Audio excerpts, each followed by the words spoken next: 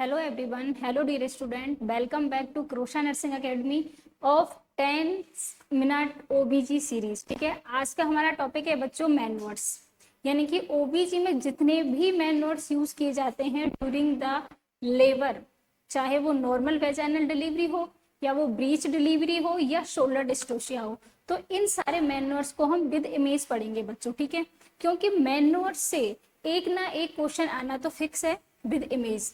जैसे कि north side 7 में मैनवर्ड से मेंस का जो एग्जाम था उसमें उसकी इमेज से 3 क्वेश्चंस आए थे। ठीक है, तो अपन को क्लियर होने चाहिए कि कौन कौन से मैनवर्ड्स प्रेजेंट हैं एंड कौन कौन से मैनवर्ड जो हैं कौन सा मैनवर्ड किस चीज में यूज होता है और उसकी क्या स्टेप होती हैं। ठीक है, तो सबसे फर्स्ट बात करते हैं अपन बच्चों कि मैनवर्ड्स जो यूज किया जाता है नॉर्मल वेजाइनल डिलीवरी यानी कि एनबीडी में जो यूज किया जाता है वो एक ही मैनवर है बच्चों, और जो कि है डिटर्जेंट मैनवर।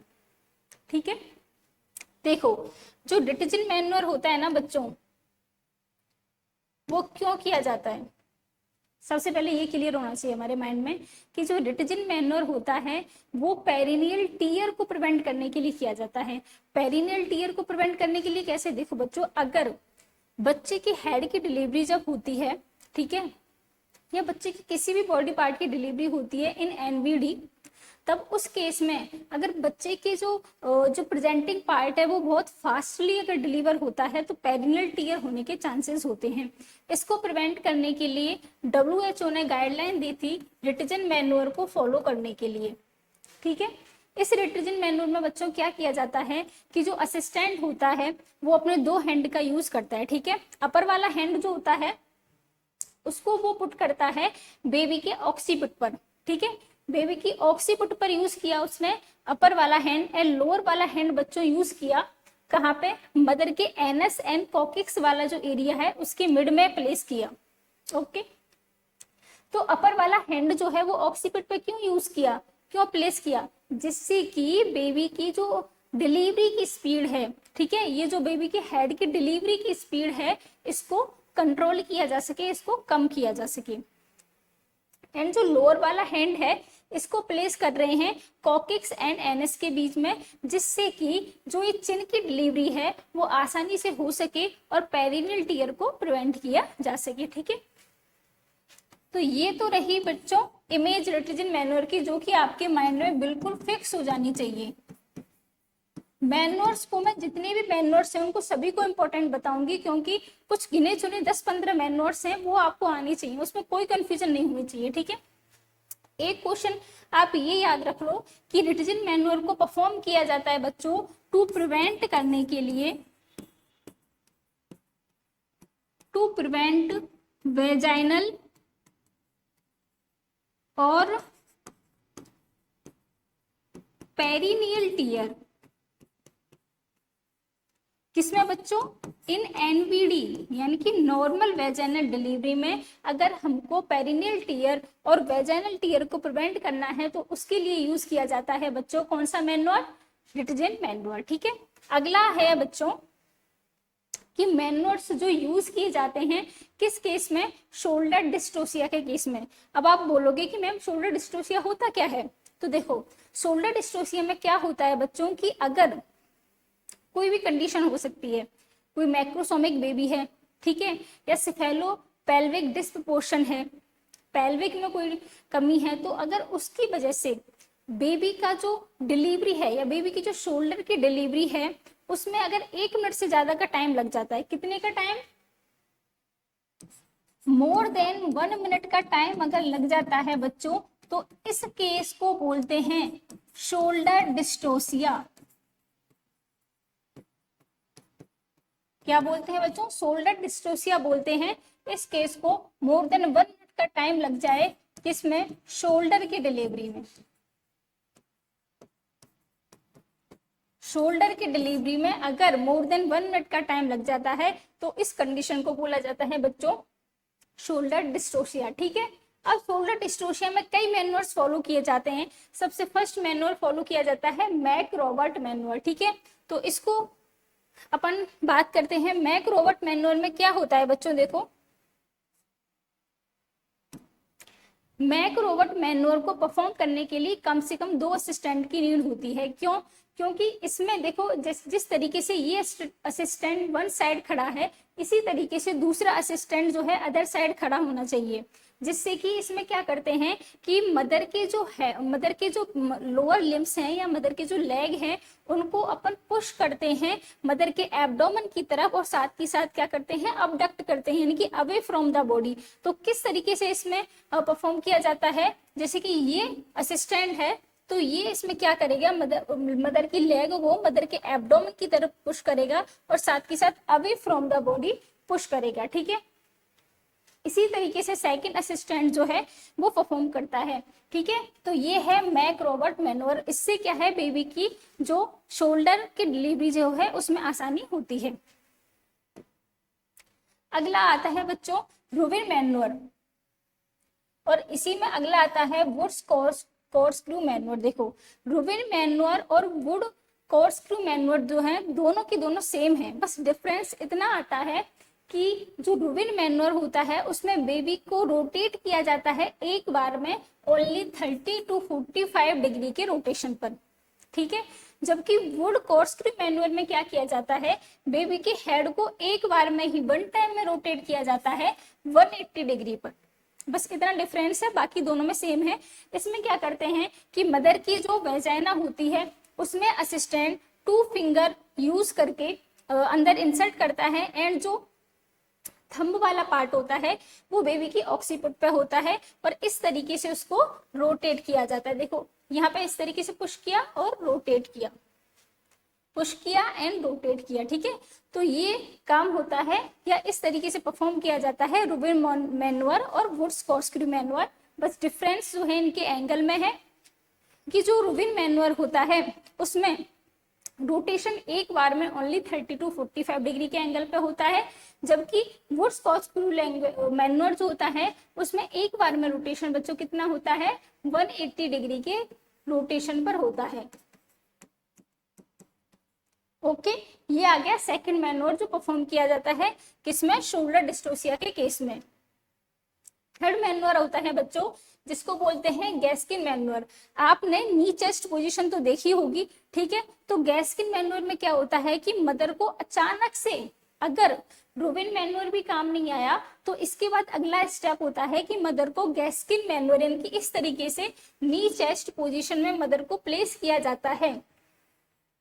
ठीक है, अब इस पोजीशन में प्लेस करने से क्या बेनिफिट होगा, जब मदर को इस नी चेस्ट पोजीशन वाली कंडीशन में या गैस्किन मैन्योर में प्लेस किया जाता है तो मदर का जो पेल्विक डायमीटर है वो इंक्रीज हो जाता है। ठीक है, अब जब मदर का पेल्विक डायमीटर इंक्रीज हो जाएगा तो बच्चे के जो शोल्डर की डिलीवरी है उसमें क्या होगी बच्चों, आसानी होगी। तो इस तरीके से मदर का जो पेल्विक डायमीटर है वो इंक्रीज हो जाता है और बच्चे की डिलीवरी जो है शोल्डर की वो क्या हो जाती है बच्चों, इजी हो जाती है। ठीक है, तो ये है गैस्किन मैन्योर। अगला लास्ट आता है बच्चों जावानेली मैन्योर। अपन को ध्यान देना है कि अगर शोल्डर डिस्ट्रोसिया के केस में जितने भी मैन्योर्स हैं, जितनी भी स्टेप अपन को परफॉर्म करनी है वो सब अपन कर चुके, लेकिन फिर भी बच्चे के शोल्डर की डिलीवरी नहीं होती है तो सबसे लास्ट मैन्योर जो परफॉर्म किया जाता है वो होता है बच्चों जावानेली मैन्योर। ठीक है, सबसे लास्ट मैन्योर होता है।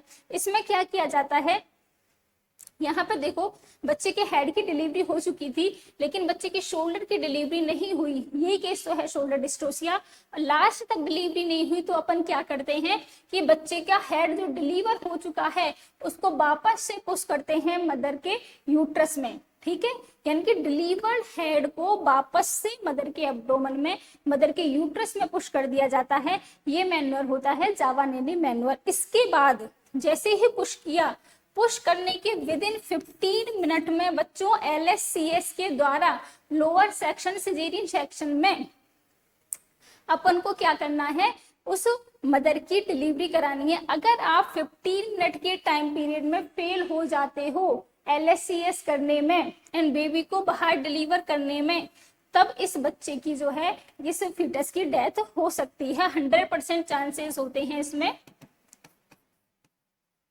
फीटस की डेथ के।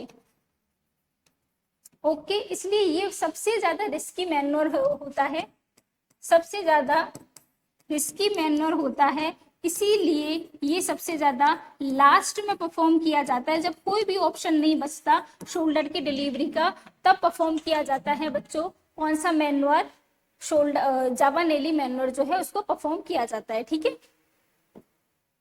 नेक्स्ट आता है बच्चों मैन्योर जो कि ब्रीच डिलीवरी में यूज किए जाते हैं। इनको पढ़ने से पहले अपन क्या करेंगे, शोल्डर डिस्टोसिया की जो कंप्लीट स्टेप है बच्चों उसको देखेंगे।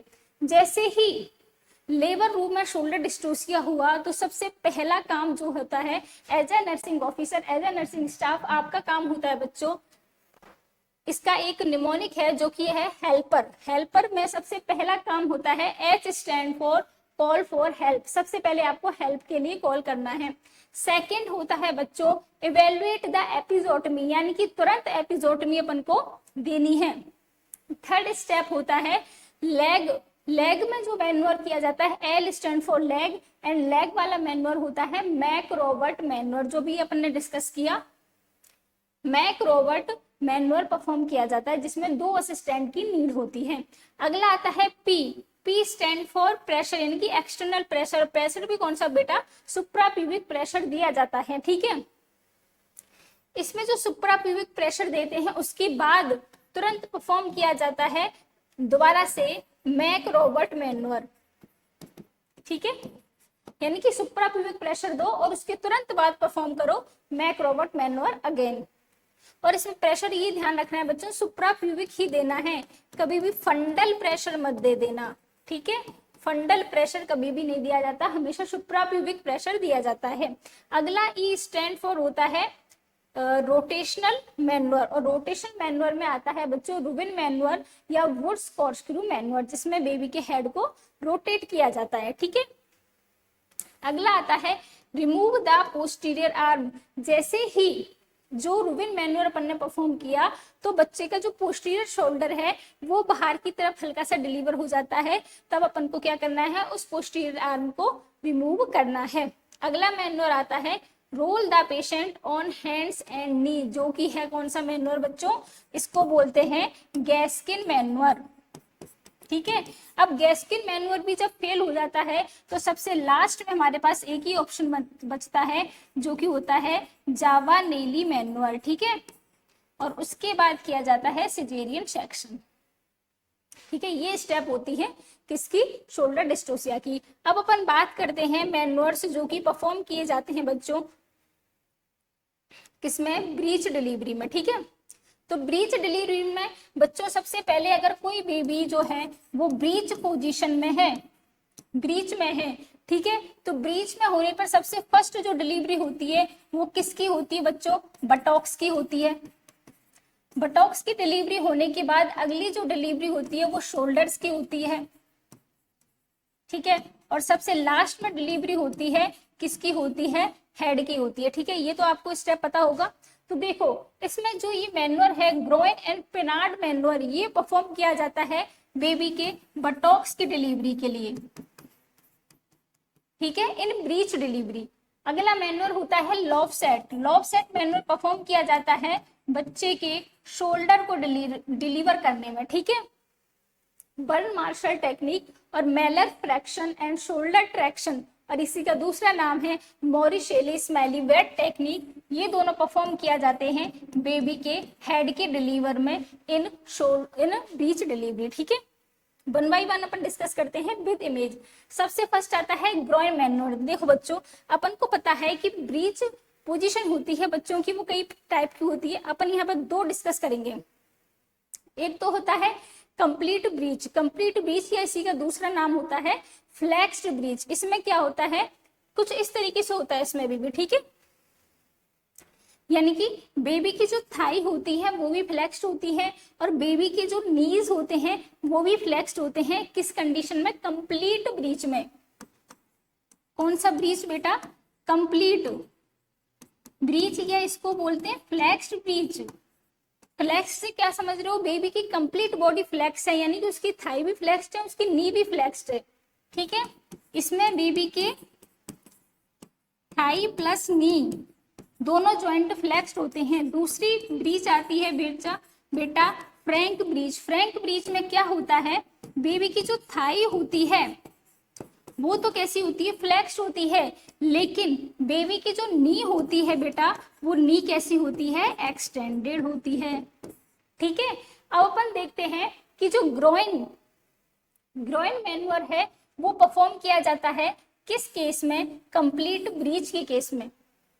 और जो पेनार्ड मैन्युअर है वो परफॉर्म किया जाता है बेटा फ्रैंक ब्रीच की केस में। ठीक है, तो ग्रोइन ट्रैक्शन में क्या किया जाता है, देखो ग्रोइन पोजीशन में, ग्रोइन ट्रैक्शन में क्या होता है, जब बेबी कंप्लीट या फ्लेक्स्ड ब्रीच में होता है तब बेबी के जो थाइज होते हैं, ठीक है, थाइज होते हैं और नी होते हैं, दोनों फ्लेक्स्ड होते हैं। तो अपन क्या करते हैं कि जो बच्चे के जो ग्रोइन वाला रीजन होता है, ठीक है, उन ग्रोइन वाले रीजन में अपन 2 फिंगर को इंसर्ट करते हैं और इस तरीके से बाहर की तरफ पुल करते हैं। ग्रोइन रीजन में 2 फिंगर को पुल करेंगे, इंसर्ट करेंगे एंड उसको क्या करेंगे, पुल करेंगे। तो ये ट्रैक्शन होता है ग्रोइन ट्रैक्शन। ठीक है, जिससे कि बेबी के जो क्या है बटॉक्स है वो डिलीवर हो जाते हैं, लेग डिलीवर हो जाते हैं। ठीक है, अगला आता है पेनार्ड मैन्युअर।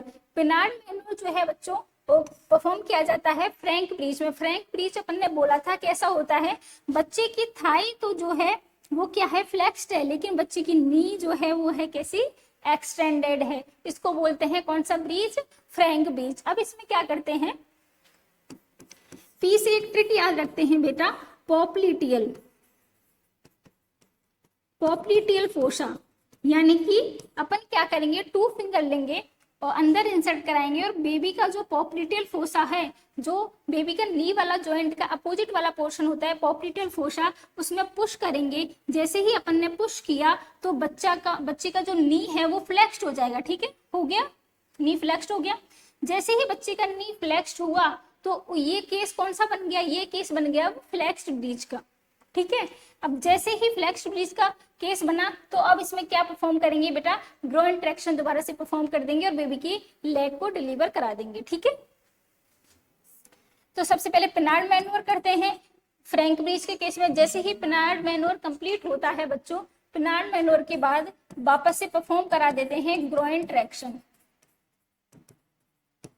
ठीक है, तो इस तरीके से परफॉर्म किया जाता है ये दोनों मैन्युअर्स फॉर बटॉक्स एंड लेग की डिलीवरी के लिए।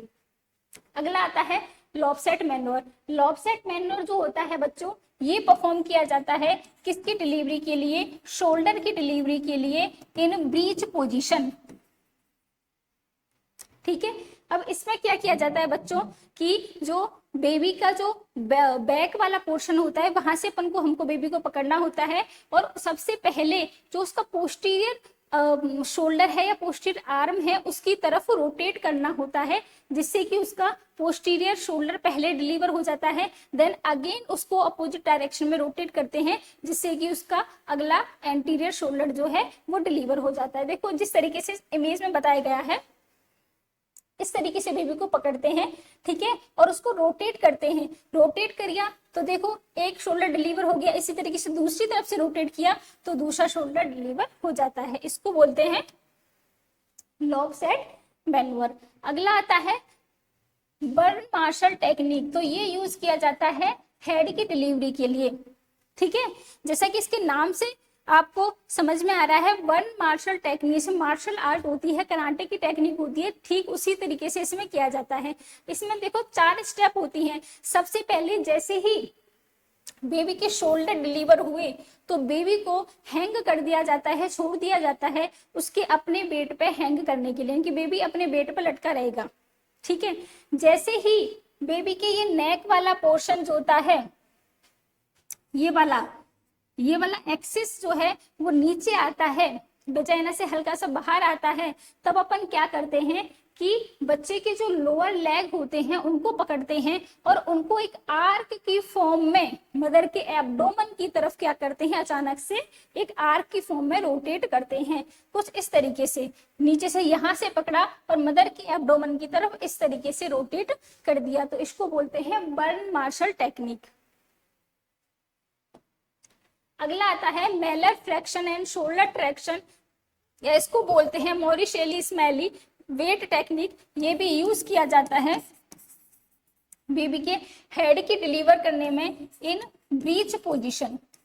ठीक है बच्चों, इसमें क्या किया जाता है, देखो जैसे कि नाम से पता चल रहा है मोरिसेली स्माइली, स्माइली यानी कि स्माइल कहाँ से करते हैं, माउथ वाले एरिया से स्माइल करते हैं ना। तो इसमें सबसे पहले मदर की वेजाइना में असिस्टेंट क्या करेगा, अपनी 2 फिंगर्स को इंसर्ट करेगा, और वो 2 फिंगर जो हैं वो कहाँ पे रहेंगी, ये नोज और माउथ वाला एरिया होता है बच्चे के, यहाँ पे अपन प्लेस करते हैं। ठीक है, यहाँ पे प्लेस किया, एंड जो सेकंड हैंड होता है असिस्टेंट का, उसको प्लेस करते हैं, ये जो बच्चे का ये शोल्डर वाला दो ये डायमीटर होता है दोनों शोल्डर के बीच में, यहाँ पे इस तरीके से प्लेस करते हैं। ठीक है, अब अपन क्या करते हैं, देखो नीचे तो है माउथ बच्चे का, ऊपर है शोल्डर। ठीक है, तो ऊपर से पुश करेंगे और नीचे से इस तरीके से पुश करेंगे जिससे कि बच्चा डिलीवर हो जाएगा। ठीक है, सबसे पहले शोल्डर को अंदर की तरफ थोड़ा सा पुश करेंगे, देन नीचे वाला पोर्शन जो होता है माउथ वाला उसको पुश करेंगे और बच्चे को डिलीवर कर लेंगे, हेड को डिलीवर कर लेंगे। ठीक है, तो ये है मैलर फ्रैक्शन वाला मैनुअल। तो बस यही कुछ मैनुअल्स हैं बच्चों जिनको आपको इमेज के साथ याद रखना है अच्छे तरीके से। ठीक है, यहाँ से क्वेश्चन आना ही आना है। ओके, थैंक यू, मिलते हैं अगली क्लास में।